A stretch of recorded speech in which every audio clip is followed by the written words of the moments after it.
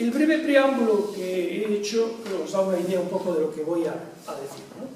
Cuando se cumplían los 200 años de la emancipación, si lo preferís, de la independencia, a mí se me ocurrió publicar aquel libro en el que hablo, fijaros, de la filosofía, religión y política en el espacio antropológico. Alguien se preguntará qué quiere decir esto de espacio antropológico, lo veremos. Es una idea de un filósofo español, Gustavo Bueno, que parte de una filosofía materialista para analizar que en nuestras circunstancias, así como podemos hablar de un espacio equino, de un espacio canino, hay un espacio del Homo sapiens, ¿verdad?, en el que está en alguna parte la cultura política y también las constituciones, ¿no? Al año siguiente, esto es del 2010, al año siguiente publiqué este otro libro, Antropología filosófica de la comunicación, el inquietante soliloquio del hombre ante el espejo, y veis aquí un diagrama, un recurso del que se sirve el filósofo, aunque corregido por mí, el filósofo Gustavo Bueno, pero corregido por mí, que es un recurso que le pide prestado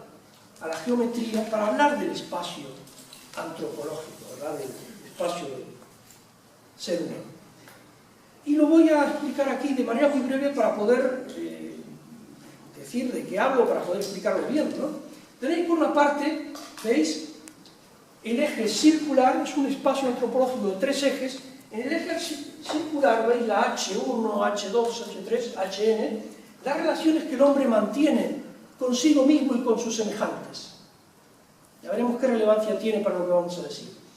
Tenemos el eje angular, este es el eje circular, el eje angular, donde están, ¿ves?, A2, A1, AN, tal, donde están las relaciones que el hombre mantiene con los númenes, lo luminoso, los dioses, oh Dios.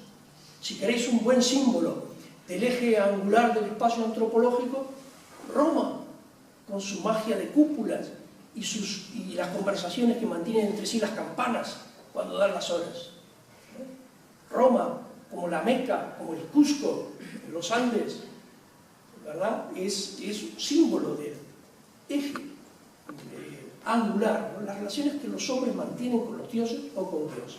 Y hay un tercer eje, que es el eje radial, que marca las relaciones que el hombre mantiene con la naturaleza.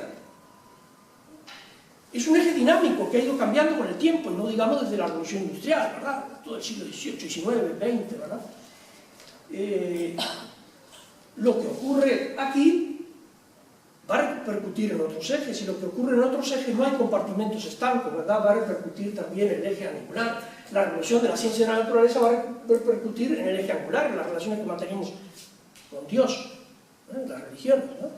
No en vano hablaba el Papa anterior de que Europa es tierra de misión, es que el eje angular se ha ido vaciando, ¿verdad? Esto es interesante. Entonces, ¿dónde situamos lo que vamos a ver hoy, las reflexiones que yo os propongo? Constitucionalismo, democracia en América Latina. Evidentemente, están en el eje circular. Allí tenemos el constitucionalismo, que es un invento que arbitran los expertos. ¿Para qué? Para regular las relaciones entre los seres humanos, que son conflictivas. Conflictiva es la construcción de una Unión Europea que no fracase, ¿verdad? Constitucionalismo es intentar vertebrar la democracia, vertebrar un sistema político en torno a unas reglas de juego. La Constitución marca las reglas del juego, ¿verdad?, que exima a los hombres, prohíba a los hombres el recurso a la fuerza para arbitrar quién se va a hacer con el poder, ¿verdad? Y también la democracia, obviamente, pertenece a este eje, ¿no?, eje en el que surgen innumerables problemas. Innumerables problemas. Están, como hemos visto, las relaciones que el hombre mantiene con sus semejantes. Está el lenguaje, están las instituciones, está el derecho, lo pongo en negrita y subrayado, la cultura política, la enseñanza, las constituciones, ¿verdad? Y está, obviamente, la reflexión filosófica, que también va a afectar al eje angular. La filosofía que se hace del 18 y 19 para aquí no tiene nada que ver con la filosofía sierva de la teología que se hace en la Edad Media, ¿verdad? No estamos en el tomismo, estamos en el marxismo, en el postmarxismo, estamos en, no sé, en el pensamiento débil, que diría un pensador italiano, ¿no?, en la posmodernidad, qué sé. es eso que ha salido ahí. Pero lo quitamos y seguimos. Bien. Fijaros la cantidad de fenómenos que irrumpen como consecuencia del cambio que en todos los ejes se va produciendo en los últimos tiempos. La secularización, el igualitarismo, los derechos humanos, podemos hablar de una ideología de los derechos humanos, integración del hombre en la sociedad a través del consumo también, problemas sociales y axiológicos que nos interpelan, ¿verdad?, a los hombres de nuestro tiempo en demanda de alguna solución. Son los problemas típicos del eje circular: aborto, eutanasia, investigación con células madres, clonación y muchos más.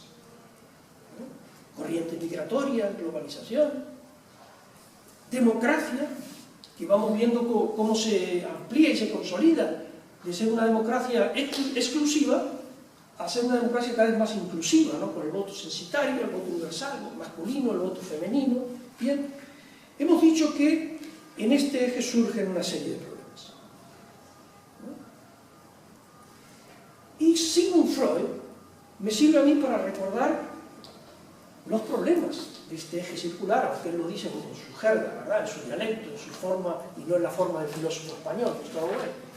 Mientras que obviamente en el dominio de la naturaleza hemos realizado progresos notables, notorios en los últimos siglos, no podemos hablar de un progreso parecido o análogo en la regulación de las relaciones humanas.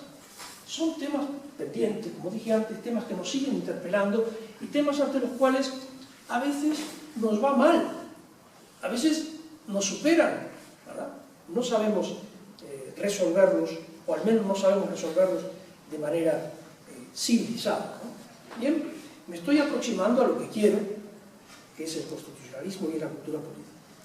Entre otros tenemos el problema del poder, cómo se accede a él, cómo se administra, cómo se abandona, ¿verdad? Y decimos que las culturas han instaurado, han inventado diversos recursos, diversos modos para regular